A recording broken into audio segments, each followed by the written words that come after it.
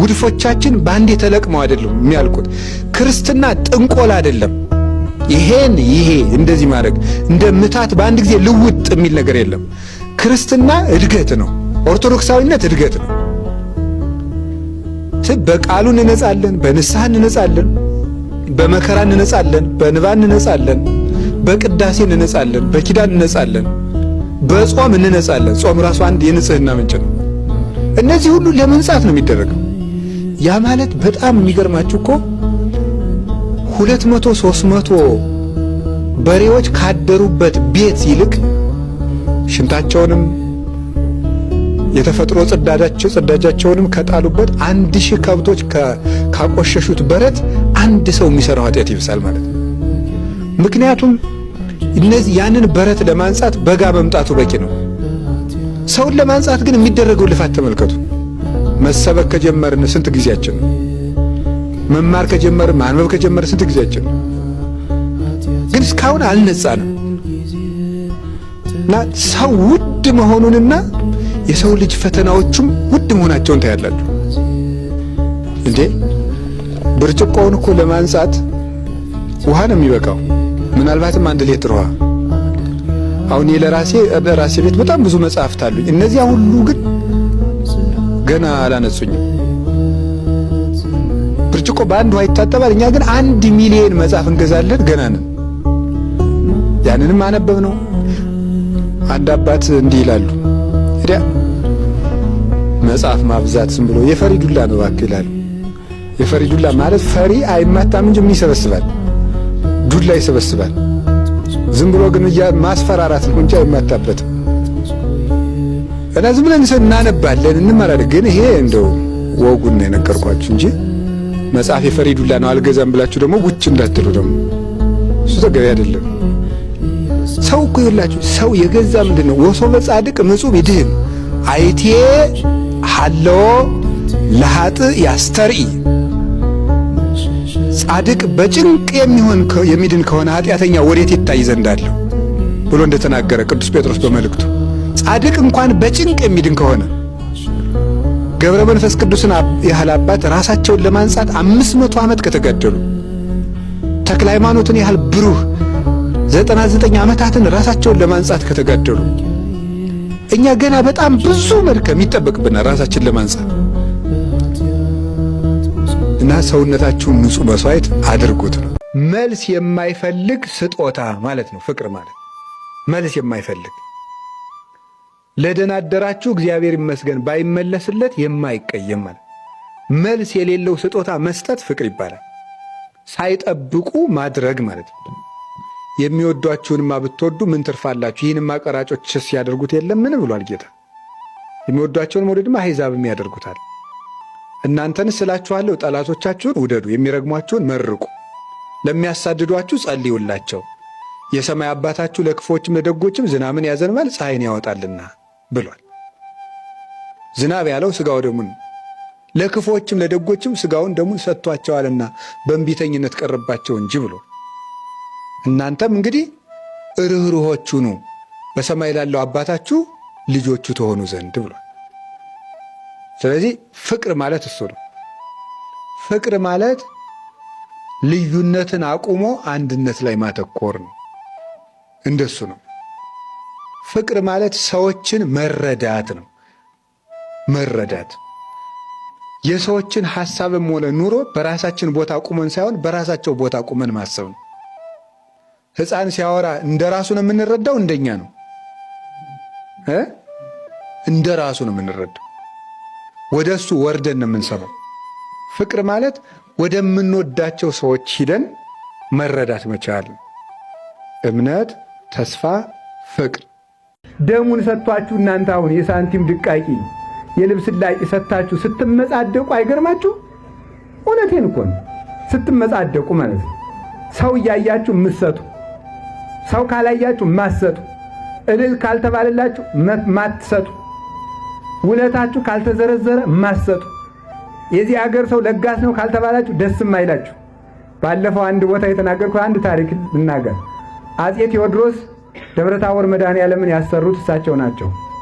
እና ሲያሰሩ ድንጋይ ህዝቡ ያመጣል። ሲያመጣ እሳቸው ቁጭ ብለው ድንጋይ ያስመጣሉ። ሲያስመጡ አንዱ ገበሬ ድንጋይ ተሸክሞ ያመጣል። ኋላ ሲያመጣ እሳቸው በዚህ ችሎት ገጥሟቸው ሲያዩ ሰውየውን አላየው አሉ። ተሸክሞ መጥቶ አላየው ሲሉ ዙሮ ተሸክሞ ዞት ሄደ። ተመልሶ ዞት መጣ። ደግሞ ይዞት ሄደ።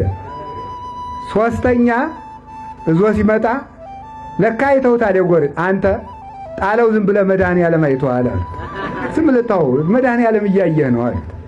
ስለዚህ እኛ ምጽድቃችን እንዲያው በእውነቱ ማለት ነው ደም እንዲያውም ይሄን ቀዝቃዛ ውሃ የሚለውን ቅዱስ ቄርሎስ ተረጉም ለክርስቶስ እንኳን ገንዘብ ዓይንን አውጥቶ መስጠት እንኳን ከቀዝቃዛ ውሃ አይሻልም። ለምን?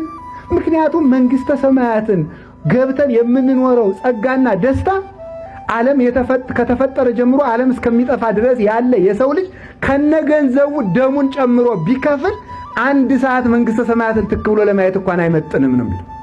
ያንን ደስታ ለማየት ለገዛ ራሳችን ብለን ነው በእውነቱ ማለት ነው። ያና እሱ እነግስ ኃይል ንጉሥ፣ እጸድቅ ኃይል ጻድቅ፣ እከብር ኃይል ክቡር ነው። ተሰቅለ በእንቲያ ነው ለእኛ ብሎን ያን ሁሉ መከራ የተቀበለ ሰው የገዛ ሀገሩን የገዛ መንግሥተ ሰማያቱን ለሚገዛበት ነገር ስስት ቢይዘው ምን ትሉታላችሁ? እንዲያውም ቅዱስ ዮሐንስ አፈወርቅ እንዲህ ይላል በተግሳጹ አንተ ሰው ይህች ሀገር ዘንድሮ ትጠፋለች ብትባልና ያች ማዶ ሀገር ደግሞ ዘንድሮ አትጠፋም ቢሉ ቤት የምትሰራው የትኛው ሀገር ነው ይላል። የትኛው ላይ ነው የምትሰሩት? በሉ ንገሩኝ እስኪ በሉ እንጂ። አቤት የማይጠፋው ሀገር ነው አይደል?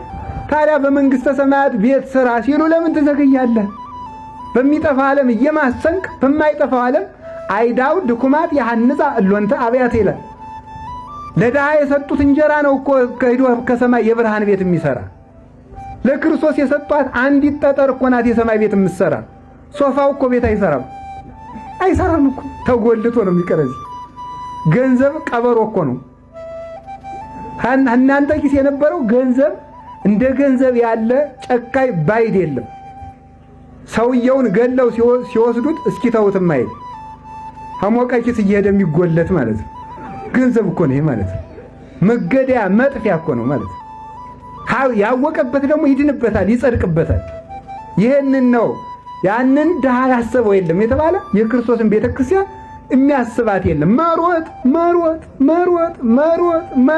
መሮጥ ሲደክም ተመልሰህ ስትመጣ እግዚአብሔርን የምታገኘው አይምሰልህ። እግዚአብሔር አሁን የሚገኝ አምላክ ነው። የእግዚአብሔር ቸርነት ከመርሳት እግዚአብሔር ራሱ ይጠብቀን።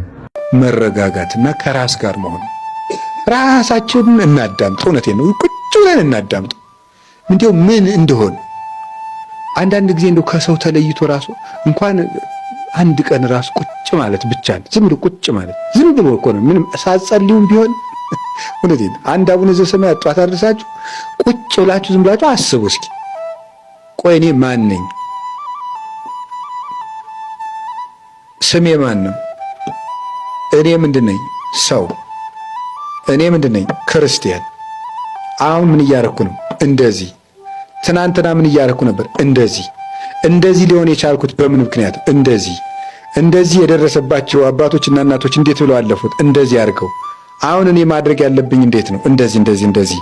ይሄን ሳደርግ ለወደፊት የሚገጥመኝ እንቅፋት ምንድን ነው? እንደዚህ።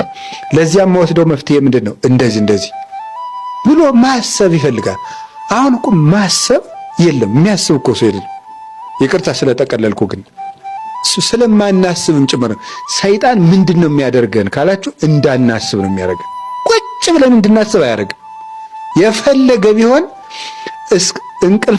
አይናችን በእንቅልፍ እስከምትከደንባት ቅጽበት ድረስ እንዳናስብ ነው የሚያደርገን።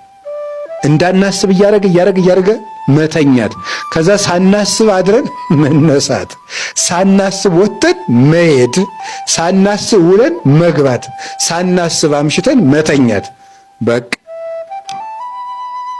መዞር ማለት ነው። እንደዚህ እንዳይሆን እግዚአብሔር ጠርቶናል።